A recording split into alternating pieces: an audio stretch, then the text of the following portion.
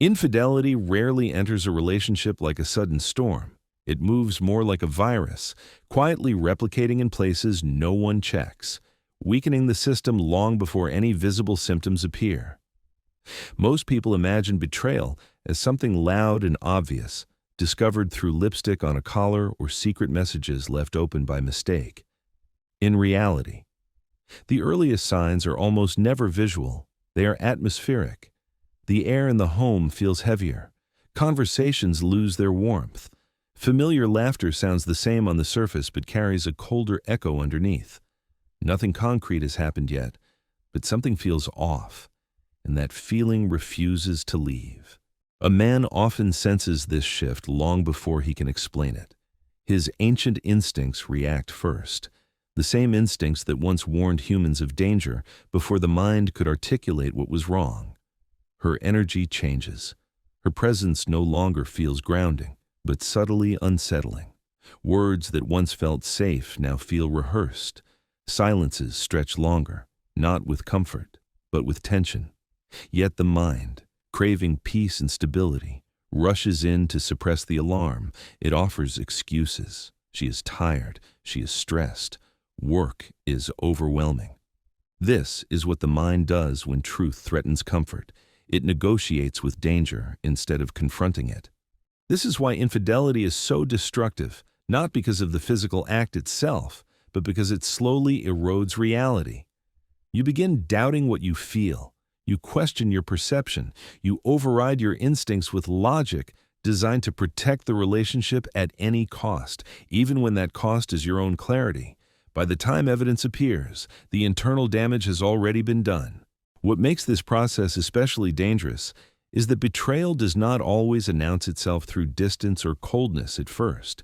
Sometimes it disguises itself as the opposite: increased openness, calmness, an almost suspicious level of honesty. This is where many men make their first critical mistake, confusing comfort with intimacy and transparency with truth. Behavioral psychology shows that when deception becomes active, behavior does not simply shut down, it often overcompensates. In this series, we will dissect 7 deep signs of infidelity that go far beyond surface behavior.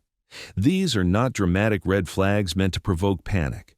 They are subtle psychological shifts rooted in guilt, projection, emotional displacement, and survival strategies of the mind. The goal is not to make you paranoid, but to make you calm. Knowledge removes fear. Understanding removes emotional manipulation. The first sign is often the most misleading because it feels like relief. It feels like safety returning. And that is precisely why it works so well. In the next part, we will explore the unsettling phenomenon of sudden, frightening, crystal-clear honesty, and why what looks like trust may actually be the most sophisticated form of concealment. The first sign often arrives disguised as peace. After a period of emotional distance or tension, she suddenly becomes calm, open, almost serene. Her phone lies face up on the table, notifications come in, and she does not flinch. She casually mentions who she talked to today, where she went, even drops the names of other men in a way that feels deliberately unthreatening. Her answers are clear, structured, and oddly complete. It feels like fresh air entering a suffocating room. Your nervous system relaxes. You tell yourself this is what trust looks like. This sudden, crystal-clear honesty is deeply disarming because it mimics intimacy. You mistake information for connection. She tells you more stories.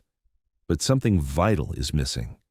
The warmth does not return with the words. The emotional current beneath the conversation remains flat. You know more about her schedule, yet feel less close to her. This contradiction is the first quiet crack. From a psychological perspective, this behavior is rarely spontaneous sincerity. It is often a survival strategy. When deception becomes active, the mind seeks balance. Complete secrecy would raise suspicion, so instead it offers controlled transparency, safe truths, innocent details, harmless messages shown voluntarily. This creates an alibi of openness. You are trained, without realizing it, to associate her behavior with honesty. so your internal alarm slowly recalibrates downward. This is the same principle illusionists use. They direct your attention to one hand so you stop watching the other, by openly showing you the conversations that mean nothing. She lowers your guard toward the ones that do. The tone is calm. The explanations are rehearsed, smooth, emotionally neutral. There is no anxiety in her voice because the narrative has already been prepared. When questions arise, they are answered before you fully ask them. The danger here is not the behavior itself, but your interpretation of it. You conclude that increased openness equals increased trust. In reality, intimacy is not measured by how much someone reveals, but by how present they feel while revealing it. When honesty increases but emotional warmth does not, something is out of alignment. The relationship becomes informational, not emotional. Many men stay trapped at this stage because it feels safer than confrontation. Comfort replaces closeness. You stop listening to your body because your mind has been given logical reassurance. Yet beneath the calm, something continues moving in the shadows. Late replies explained too smoothly, meetings framed too casually, distance disguised as maturity. This is often the moment where vigilance quietly dies. And once it does, the deeper psychological shifts begin to surface. The mask of serenity cannot hold forever. Guilt needs somewhere to go. And when it does, it rarely turns inward. It turns outward, aggressively. The second sign emerges when the internal pressure becomes too heavy to contain, almost without warning. The dynamic flips. She becomes suspicious. She questions your loyalty. She hints that you are distant, secretive, or emotionally unavailable. You find yourself being asked why you replied late, who you were texting, why you came home tired. The accusations feel strange because nothing in your behavior has actually changed. You are the same man you were before, yet suddenly you are on trial. This phenomenon is known in psychology as projection. When the mind carries guilt that threatens its self-image, it seeks relief by assigning that guilt elsewhere, by accusing you of the very behavior she is engaging in. She restores internal balance if you are unfaithful in the story. Then she is no longer the villain. She becomes the wounded one, the betrayed, the victim reacting to pain rather than the source of it. This emotional inversion serves several purposes at once.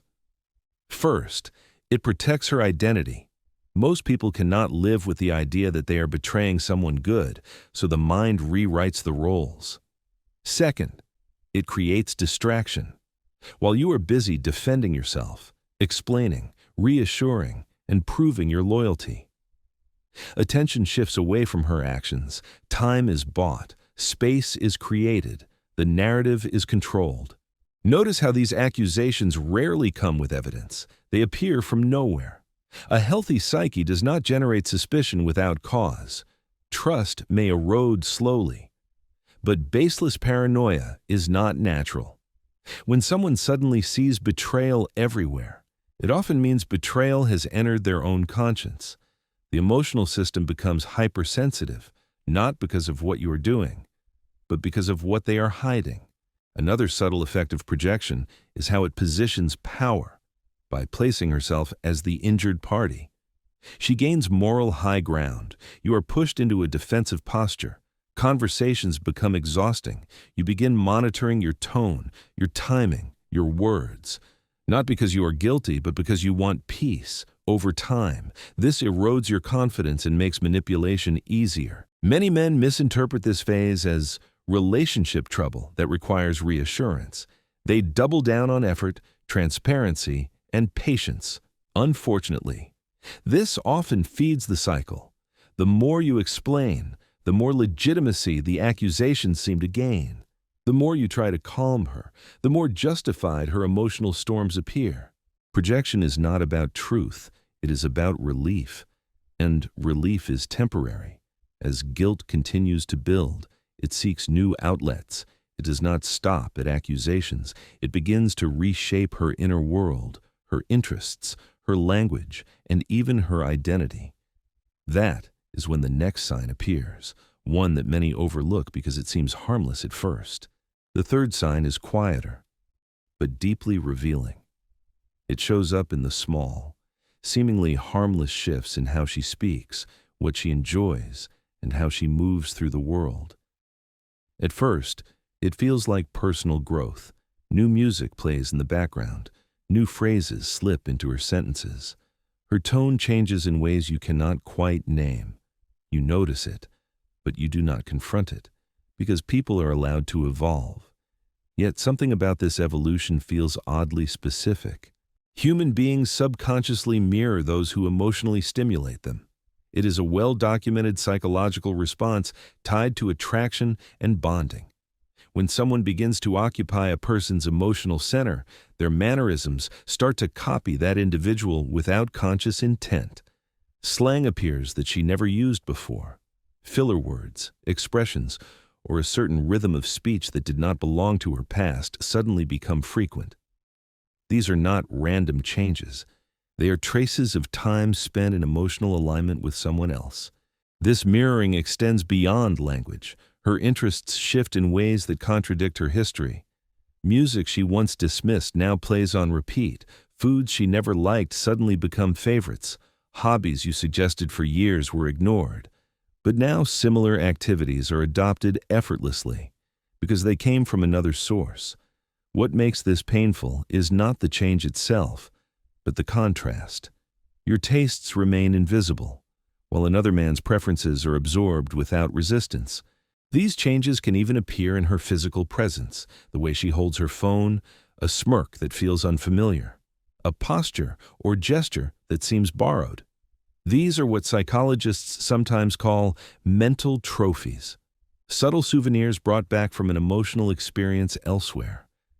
She may look like the same person, but something inside has been replaced. The silhouette remains, but the content has shifted. Men often dismiss this sign because it lacks drama. There is no confrontation, no proof, no direct threat. Yet, it is one of the clearest indicators that her inner world is no longer centered on the relationship. When someone's mind is colonized emotionally, their identity begins to reorganize around the new attachment. This is not a conscious betrayal at first. It is a gradual relocation of emotional energy. Over time, this relocation creates friction. The old relationship begins to feel restrictive to her, not because it is, but because it competes with the new emotional alignment. And competition breeds contempt. That contempt does not appear all at once. It starts as subtle disrespect. The fourth sign marks a critical turning point, because love cannot survive without respect. Before a person can betray someone they once cared for, they must first devalue them internally. This process rarely begins with cruelty. It starts small. A smirk where there was once admiration. A sarcastic joke that cuts just a little deeper than before. An eye roll in moments that used to invite support. These micro signals are easy to excuse, but they are the foundation of something much larger. As time passes, these behaviors escalate. She interrupts you more often. Your achievements are minimized or met with indifference. Problems you solve are reframed as obligations you failed to meet earlier. You begin to feel like a burden instead of a partner. This is not accidental. It is psychological preparation in order to live with betrayal. The mind must resolve cognitive dissonance. It must answer the question, why am I allowed to do this? The answer is built by stripping you of value. History is quietly rewritten. What was once care becomes control. What was once stability becomes boredom. Your consistency is rebranded as a lack of ambition, she tells herself, and sometimes that you have changed, that you do not listen anymore, that you are dragging her down. These phrases are not designed to solve problems. They are designed to erode your self-trust and elevate her moral position. This erosion often causes deep confusion. You start questioning yourself. You replay conversations. You wonder if you really did become inattentive or dull. This self-doubt is powerful because it keeps you engaged, trying to fix something that is already being dismantled. Meanwhile, her focus shifts elsewhere. An idealized image of another man grows in contrast to the distorted image of you. Once respect is gone, attachment becomes impossible. Love cannot exist in an environment of contempt at this stage. Many men attempt to negotiate respect, to explain their intentions, to remind her of their value. This effort is futile. Respect cannot be argued back into existence. Trying to hold onto it is like trying to hold water in your hands. The tighter you squeeze, the faster it slips away. This phase often feels like emotional suffocation. You give more and receive less. You try harder and feel smaller. What you are experiencing is not a communication problem. It is an emotional exit strategy. And as the internal conflict intensifies, the pressure needs release. That release often comes in the form of sudden, disproportionate anger, outbursts that feel disconnected from reality, but serve a very specific psychological function. The fifth sign is explosive, and by this point, the emotional environment feels unstable. She begins to erupt over things that never mattered before. The way you chew, how you breathe, the timing of a question. Minor imperfections trigger disproportionate anger. Your presence itself seems to irritate her. You can feel the tension the moment you enter the room, as if the air tightens around you. These outbursts are not really about you. They are the external release of an internal war. She is torn between guilt and desire, between who she believes she should be and what she secretly wants. This conflict corrodes patience. The emotional system becomes overloaded, and the easiest way to relieve pressure is to discharge it onto a safe target. You become that target because you are close, familiar, and emotionally invested. Anger also serves a strategic purpose by provoking conflict. She creates justification. Each argument becomes evidence in the story she is building about why she is unhappy. Doors are slammed. Nights are spent sleeping separately. Distance is framed as self-protection rather than emotional withdrawal. Scandals become exits, allowing her to retreat into a fantasy where she is understood and desired without responsibility. Over time, a narrative forms. You are painted as controlling, insensitive, or oppressive. She becomes the woman trapped in an unbearable situation, seeking relief, not betrayal. This story is essential for her self-image. It transforms moral decay into emotional survival. And the more you attempt to restore peace, the more intense the anger often becomes. Calm threatens the narrative. Conflict feeds it. Many men respond to this phase by walking on eggshells. They reduce themselves. They apologize excessively.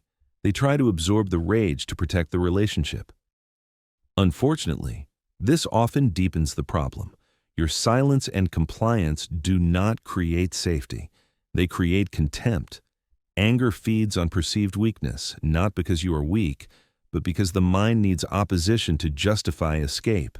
At this stage, emotional distance is no longer subtle. It begins to manifest physically. The body, unlike words, struggles to lie for long. Touch changes. Intimacy feels different. Sometimes it disappears, sometimes it remains, but feels hollow, mechanical, disconnected. In the next part, we will examine how the body reveals what the mind hides, and why changes in touch and physical closeness are among the most honest signals of emotional betrayal. The sixth sign is written in the body, because the body often tells the truth long before words do. Touch begins to feel different when you reach for her.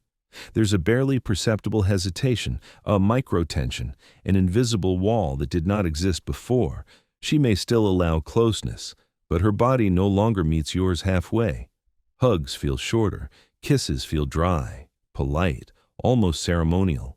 Intimacy may still happen, but it feels strangely lonely. This shift occurs because the body responds to emotional alignment.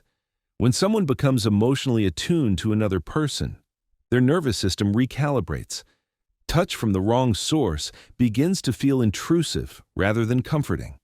She may tolerate contact out of duty, habit, or to maintain appearances, but her presence is absent. Her mind is elsewhere. The body follows the mind.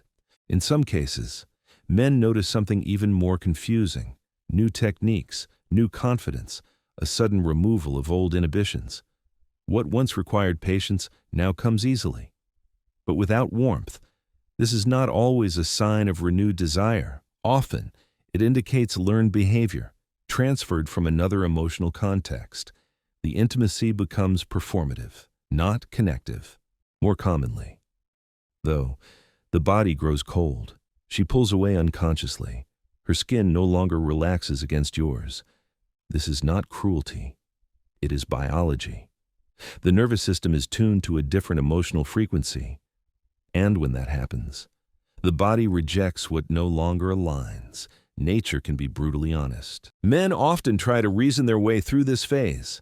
They initiate more affection, hoping to reignite closeness. Unfortunately, this usually intensifies the withdrawal.